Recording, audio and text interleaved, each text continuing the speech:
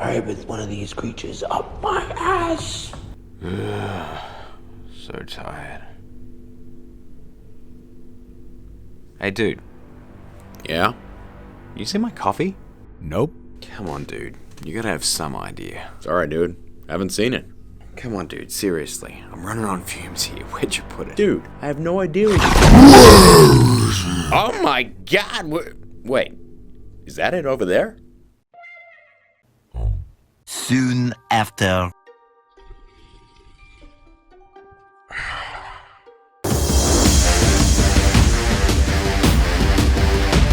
Hey guys, welcome to Film Learning, the show dedicated to learning some filmmaking and learning good. And the day is finally here. We are finally tackling the Venom transformation effect. Yay! This feels like it's been a really long time coming. So how about we just get to it? So in order to complete this effect, you're gonna need a couple of things. Firstly, you're gonna need to head to filmlearning.com/downloads and grab the Venom Transformation download pack. Now this actually includes my rendered out Venom animation with an alpha channel for you to make your own Venom transformation effect. And yes, there is a version that is on a green background. Now you'll also need to film your actor pretty much performing the exact same actions that I'm doing on screen in my actor footage. And on top of that, you will need a background plate of the same shot. Now what we are covering here today, guys, is just the basic Venom transformation effect. I am working on a more advanced one where we're going to cover the animation of the 3D model as well. And speaking of 3D models, I'm happy to announce that Hero Golem 3D has made his Venom model for sale on TurboSquid, and I'm also happy to say that it is a very affordable price for a 3D model that is fully rigged and ready to go. So if you want to grab that model and animate your very own Venom transformation from scratch, you can now do that. Just click the link in the description and it'll take you right there. Now, like I said before, we are going to tackle an advanced Venom transformation later on, and that's going to include all the animation of the 3D, including all the facial animation. So stay tuned for that. But for now, I just wanted to show you a really basic Venom transformation effect compositing the animation I've already done. So how about I shut up and we get to work. Okay guys, here we are in After Effects and here is my reference footage all ready to go. So it's just me walking along, and then I turn the camera looking like a crazy person. And this is the motion I'll be basing my transformation on. So what I did is render this out as a PNG sequence in order to import this into Cinema 4D. Oh, and below that I have a background plate with nobody in it that matches the movement of that shot. This is important as you want to be able to move freely in the shot once Venom takes over your actor and not be stuck trying to animate covering your actor up constantly. So to render this out, we hit Ctrl M and add it to the render queue. We head down to those lossless settings, and here we select PNG from the drop down menu, then we hit OK and we render this guy out. Okay, that's done, we move on to Cinema 4D. Okay, so here we are in Cinema 4D. Now I'm going to have a much more in-depth look at the Venom model in our advanced episode and just cover animation there, because in all honesty guys, it takes a lot of work to get the animation looking spot on, and even I struggled and cut some shots from this episode. But right now, I'm going to show you a little bit of behind the scenes on this, because I really want to focus on compositing this shot this time around rather than the animation process. As I mentioned, Hero Golem and I are working on a separate episode. So you can see that I've imported my background PNG sequence here as a background object, as we've done in most of our Cinema 4D based episodes. I've then imported my Venom model in, and using the animation rig, I've roughly matched the animation of my actor, in this case me, right up until the point where I fully close Venom's head down around mine, and then I just kind of go freestyle. So basically the idea is that you kind of have to be a slave to your actor's movements until Venom fully takes over their body, and then you can just do whatever you want. Important things to note is that when you shoot your actor's footage that you'll need in cinema, get a HDRI image of your location. In my case, I have one of the studio that I took on my phone that looks like this, and essentially this picture is used in both lighting and reflections of the model. And really, this is paramount in selling that Venom is in the scene, gang. If I show you two examples here. In this shot, you can see the green screen to the left that's bouncing off his skin over here. And in the second shot where he's sipping his coffee, you can see that the arcade machine that is just to his right is reflecting off him here. Now this is not an easy thing to replicate with just lighting within cinema. So what I'm saying is, take plenty of reference images of your scene and bring them into cinema. Also, at a bare minimum, make note of what kind of light sources and where they are in relation to your camera, because you're going to need to add those lights back into the shot in Cinema 4D. I shot this particular shot with 3 lights, 2 backlights and a key light at the front of the actor. And if we check out the top view here in cinema, you can see that my 2 backlights are here and I have my key light right out in front right here. Once again gang, having this information really helps sell your CGI object or actor in your scene. Now the last thing I'll mention is that when you're animating, make sure you turn off subdivision surfaces. This is just going to lower the geometry of your CG actor and it's going to make the preview run a lot smoother. And in order to better match your actor's movements, you can turn on X-ray here on the subdivision surface to see through your model. Just remember to turn X-ray off and the subdivision surface back on when you're finished. We'll cover render settings in the advanced episode, but for now, those are my tips for animating this Venom model in Cinema 4D. So this is my final rendered shot. I know the start looks a bit janky and weird, but that's part of the shot where the transformation starts taking over the actor, so you won't see much of that. Just remember, the longer the transformation takes, the more work this is going to be, guys. This is why I chose the Riot style transformation as my reference. The entire transformation takes 12 frames. And in this case, quicker is definitely better.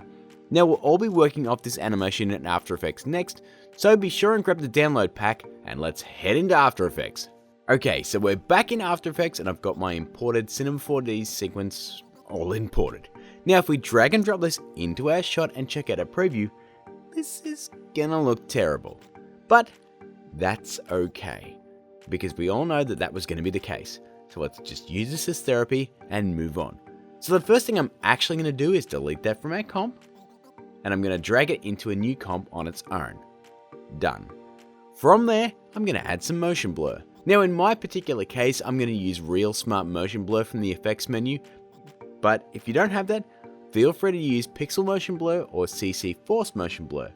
I paid for Real Smart Motion Blur because it's awesome, so I'm using it because it was expensive.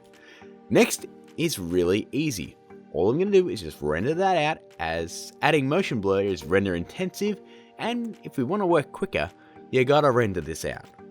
So let's hit Ctrl M, head to lossless, and for me, I'm just going to set this to QuickTime and set my QuickTime format to animation because there's no quality loss. And I'm just going to make sure that RGB plus alpha is enabled so we actually render an alpha channel. Otherwise, we're going to have a bad time.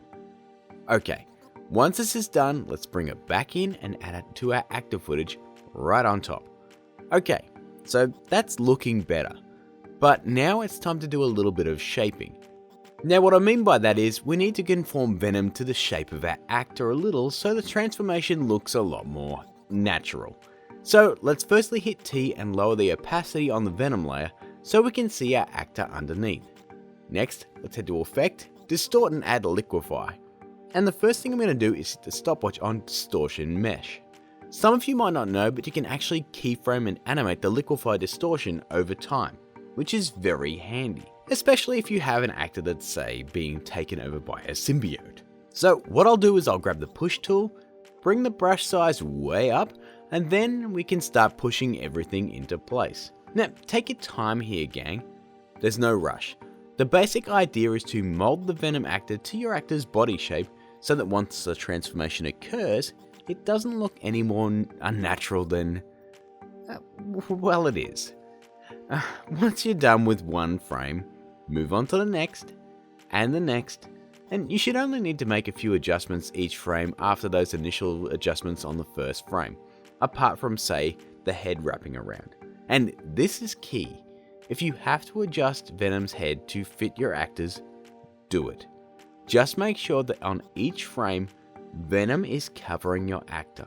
But when you skip to, say, frame 9 here, you're going to want to hit the stopwatch on distortion percentage. We'll then skip ahead to frame 16 and set that percentage to 0. Now what this is going to do is hide the morphing between your liquefy effect and your final 3D model shot in the motion blur of Venom lunging forward. Cool, huh? The end result looks like this. So it's starting to get there. Our next step, we're going to right click our Venom layer and pre-compose it, moving all attributes into the new comp and hit OK. This is where we're going to start the symbiote coming through the actor's clothes onto them. Now, back at our Riot transformation here, you might be shocked to know that this transformation lasts only 3 frames. By frame 4, this dude only has his head visible. Crazy, right? That's how quick it happens in the movie. And just because we're doing this with masking, this works in our favor.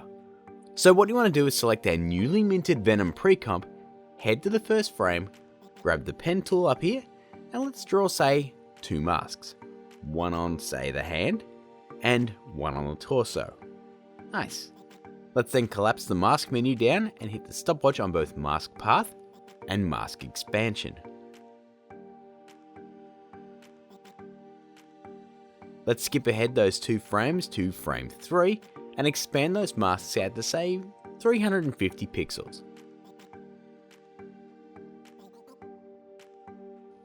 That should bring all of our Venom model out.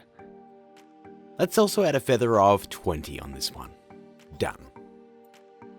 We're then going to skip ahead to, say, frame 15 and once again crank that mask expansion up even higher to like 1300 pixels. This is going to ensure that the masks don't remove any of Venom once he moves forward and to the right in frame. Now that we have that mask expansion animation in place, what I did was just go back to the first frame and start adjusting that mask path frame by frame just to give it a bit more of an organic growth so it's not just 2 masks expanding wildly. So feel free to do this if you want. If you don't want to do it, that's fine. It all happens very, very quick and you probably won't notice anyway. But you can see on frame 4 here that Venom's head's not completely revealed, so I'm just going to adjust my mask just to bring his head out completely. There we go. But like I said, you don't have to get too detailed with this one. So that now looks like this. Now it ain't flawless, but getting better. Next step, well, we're going to pre-compose that again, friends. Once again, moving those attributes into a new comp because we still have some masking to go. So let's grab our pen tool and we're going to head forward a few frames until we have all of our Venom model on screen, around 3 frames in, right here. Let's then grab the pen tool and we're going to mask out the bottom jaw part right here, gang.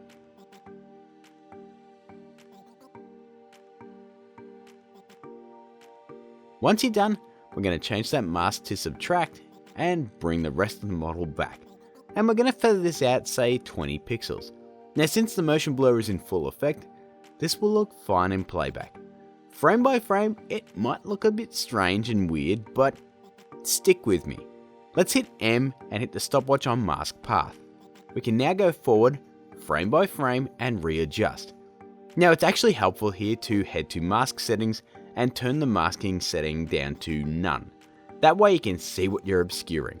The idea here is to remove the inside of the mouth of the Venom model so your actor's face will be visible up until the mouth fully closes. Now you can see I've run into a little bit of an issue here. You can see up the top that the Venom model isn't completely expanded in this particular frame. So what I'm going to do is I'm going to open up my pre-comp and once again adjust that mask path on that frame so that the teeth show up. This is something that could happen and it's just due to the mask expansion happening rapidly over a period of frames. So we'll just adjust that mask, teeth are out, and we can just head back now.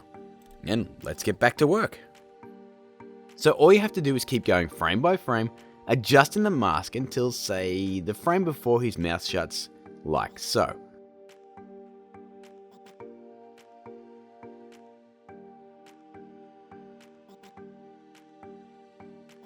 Now for me, that's 11 frames in, or when the time code over here says 10, since technically frame 0 is a frame. It's at this point I'm going to grab that mask and just drag it off screen completely so that it no longer interacts with our model. If I turn the mask settings back to subtract, you can see what I've done. So there you go. we've transformed our actor into Venom over the course of 12 frames or so. Now it's at this point here that our background plate comes into play because our actor is no longer visible right here. So all we need to do is just come to our actor layer here, hit Ctrl+Shift+D, and we can just delete the excess right here. So our actor disappears at this point right here, once Venom completely closes his mouth. So if we just preview that, bam, he's gone. Now Venom is free to just walk around the frame however he likes, and you don't have to worry about your actor being in the frame at all. Now for some cherries on top. Some black veins.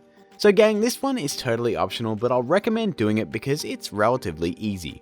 All I did is add the black veins growing over my actor's face, and all I did to do that is grab the vein still from our Venom Face Effect download pack, and drop that into my comp under my Venom layer, and I set the transfer mode to soft light. I added one to my hand over here, scaled it and positioned it into place, then I added a mask to keep it only on the hand.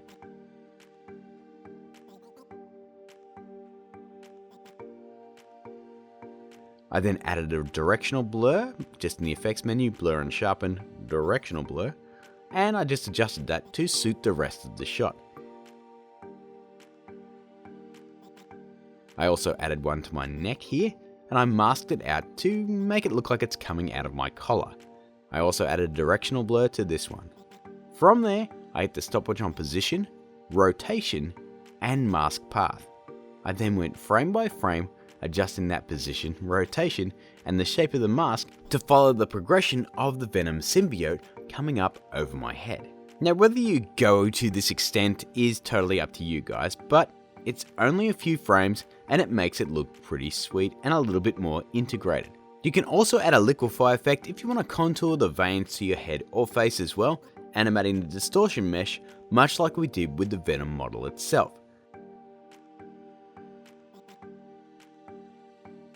And of course, when we get to the point where our actor is no longer on screen again and it's just Venom, we want to trim that vein layer to end there. Now since our actor's hand's only on screen for 2 frames before it's taken over by Venom, I'm going to trim that to just end after 2 frames. Now the end result should look like this.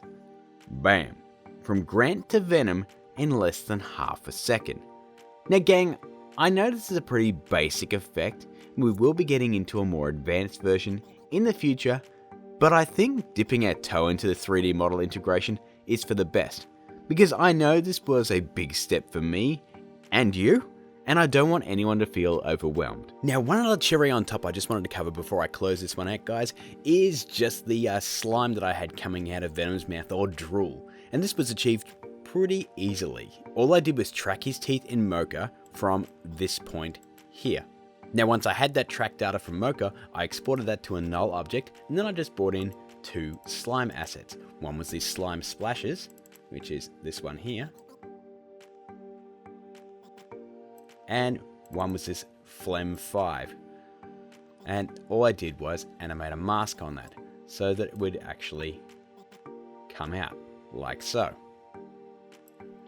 And then it was just a matter of coming into my pre-comp here, and as he roars, you can see that the slime is revealed, and using motion blur on this one, it integrates into the shot pretty well. It also helps that it does wiggle a little bit. But all that is just a simple track in Mocha with nothing special added to it. But for now, that my friends, is another effect. Done. Add up all those steps and you get something like this. Come on, dude, seriously. I'm running on fumes here. Where'd you put it? Dude, I have no idea what Oh my god! Wait, is that it over there?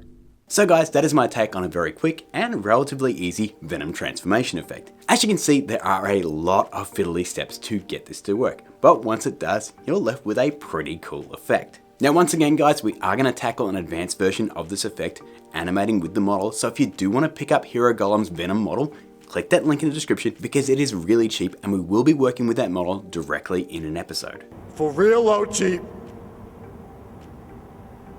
But for now guys, that's all I've got for you. If you did enjoy this video, please smash that like button. I really do appreciate it, and it does help out. And hey, if you are new here, hit that subscribe button below and turn that notification bell on so you don't miss a single Film Learning episode. I've got 2 other Venom episodes right over here, as well as all my social media crap. If you want to follow me for behind the scenes stuff, or say you just want to support us, you can click that Patreon link there, or you can support us directly on YouTube by clicking that join button below. But until I see you again guys, keep learning.